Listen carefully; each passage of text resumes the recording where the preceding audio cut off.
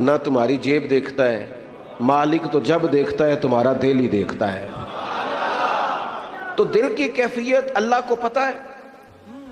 دل بے چین اس لیے رہتے ہیں کہ یہ جو پیاس اور جو طلب کرتے ہیں وہ ہم انہیں پہنچاتے نہیں۔ دل بے قرار اس لیے رہتے ہیں کہ یہ رب اور رسول کی محبت سے ٹھنڈے ہوں گے، ہم ادھر ادھر کی چاہتے لیے پھرتے ہیں۔